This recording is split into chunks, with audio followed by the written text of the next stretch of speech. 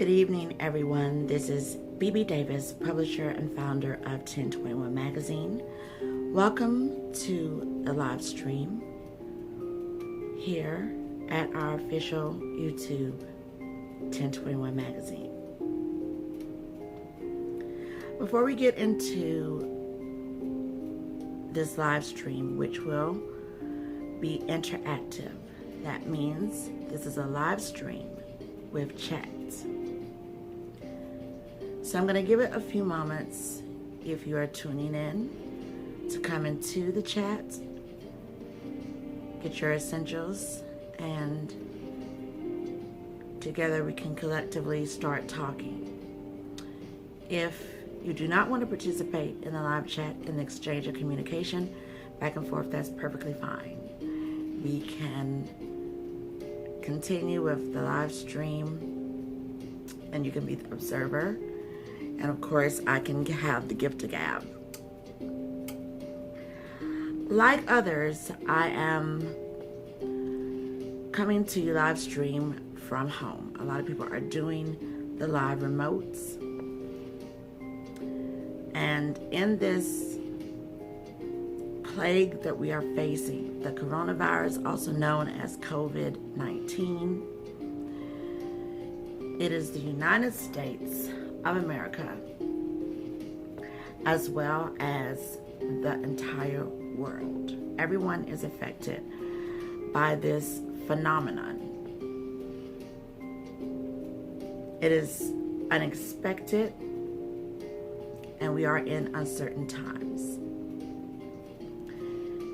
With the world of people all over, you have some with deep beliefs religiously and others who don't. During the entire week here at 1021 Magazine, we will be doing the entire week a series of what is happening to us all. So there will be moments that you may agree with, there will be moments that you may not agree with, but what I will say is that we're all in this together, and that no matter what the beliefs are, religiously, politically, the disease, the virus, the plague does not care who you are. So no one in terms of being affected is going to be really immune. Now, I will say, like many other plagues and viruses, in the medical realms, you will have people who, if they are in contact with others, which is a part of the phenomenon realms, they will not be affected. And that is just a part of the phenomenon, that the beauty of creation. Now, before we get into the official talk, I want to let everyone know a little bit about who I am and the magazine. Again, my name is BEBE Davis, and I'm publisher and founder of 1021 Magazine. I am the first person in the entire world to create a full-featured digital lifestyles magazine. The magazine was created in 2000, designed, no templates to go by, consulted upon, and then premiered in 2002. And I'm proud to say that we are still publishing, and we have our entities right here on YouTube, on Instagram, on Facebook, and on Twitter. The official online presence is in its revamp stages after so many years. 18 years is just hard to believe. We're going to go with a new design. So there's a team in place, and the premiere will be coming later in this year of 2020. I'm also a part of the multimedia outside of 1021 Magazine. But within 1021 Magazine, our coverage over the years, we've covered presidents, we've covered inaugurals, officially credentialed to cover the Democratic and the Republican National Conventions. We've covered celebrities, we showcase celebrities, we covered public figures. I have yet to release the interview with the fifth little girl of the four little girls of the Alabama bombings of civil rights, and that is Sarah Collins Rudolph. She was the remaining survivor of the four little girls, but there were five little girls, and she was the survivor. Her sister Addie did not make it. So that interview, which is exclusive, I'm very proud to have that interview. That will be made available once the launch comes into play. With 1021 Magazine, we've never been afraid to go provocative. We've never been afraid to touch social topics, political topics, business topics, just anything. We've never been afraid to do that. But what I do pride myself in, as well as the team of contributing writers and contributing editors and contributing interns, is that we have less than a 3% retraction rate in 18 years. Because with my background of being a writer, journalist, author for over 20-something years, working at newspapers, doing freelance and all that before I became a publisher of my own entity, you say facts as facts and opinions as opinions. You check your sources. You don't always have to be the first to break the breaking news. What you want to break is factual. So here we are, and I wanted to just give you an overview really quick of who I am. So here we are, a nation, a world facing the coronavirus.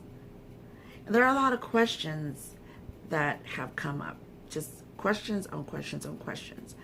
And you're looking at the briefings that are happening on television, when you're out, when you have to be, on radio, just all of the sources, online, all of the sources, and you have questions you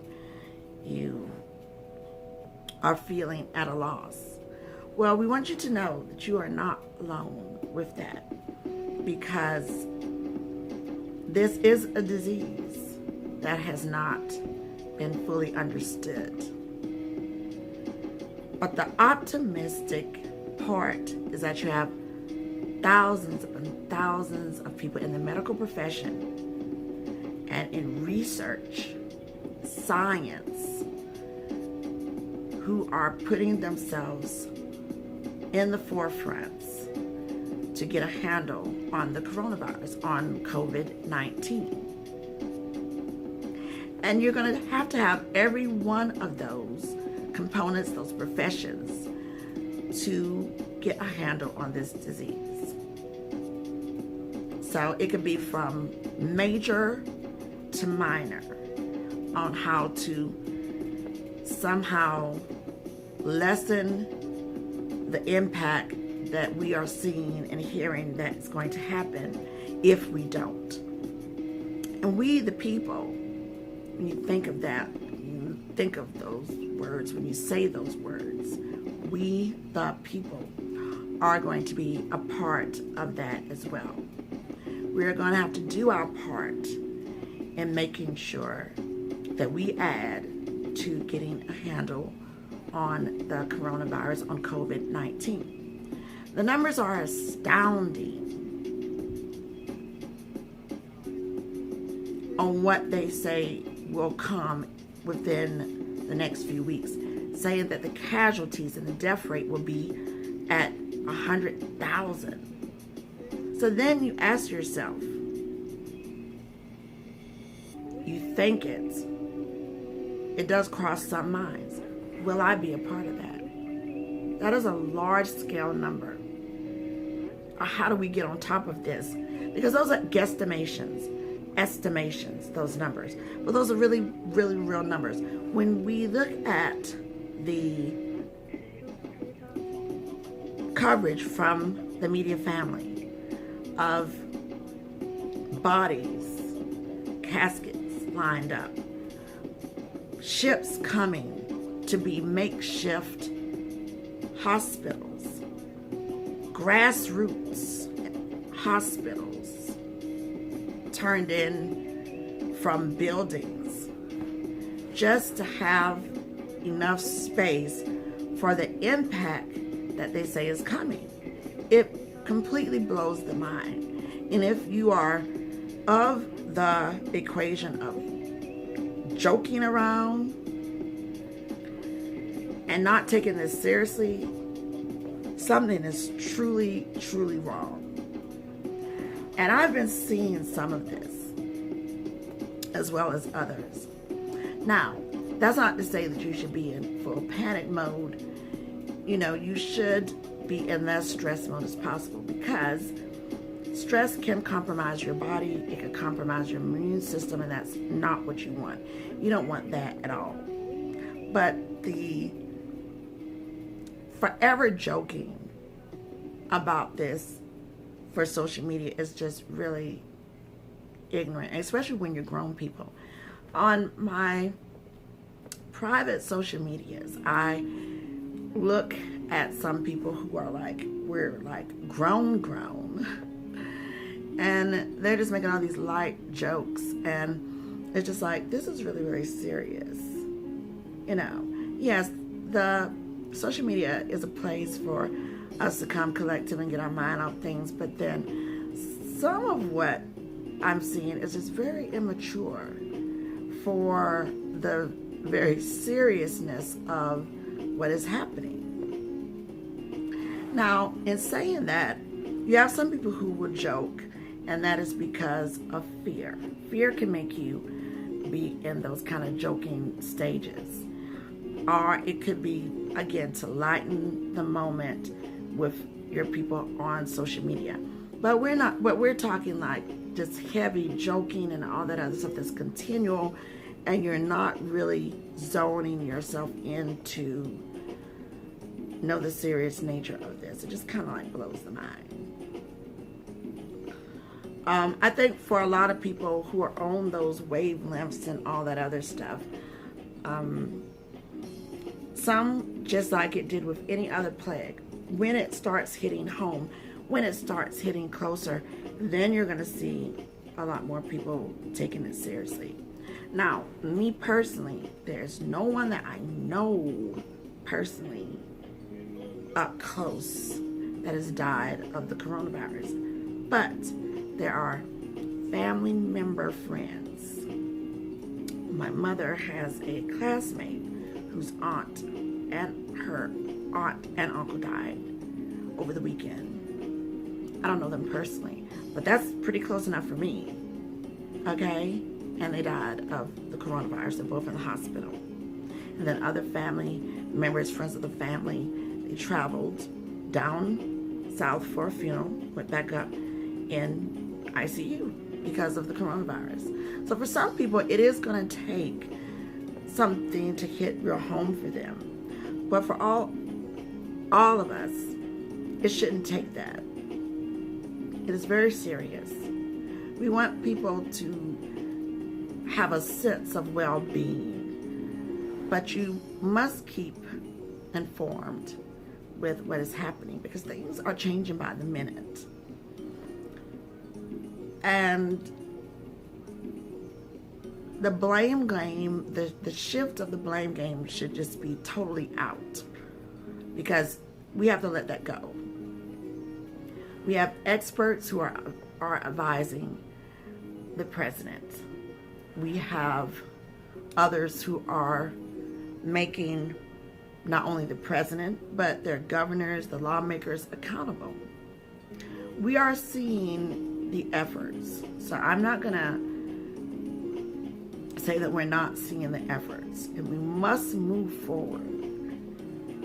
And how do we do that on a disease that hasn't presented itself, the plague that hasn't presented itself, the virus that hasn't presented itself, where you can get a hold of what's happening. I was just looking at coverage earlier today, and there was an interview on CNN with one of the initial medical professionals who came in first close proximity, up close and personal, of the coronavirus.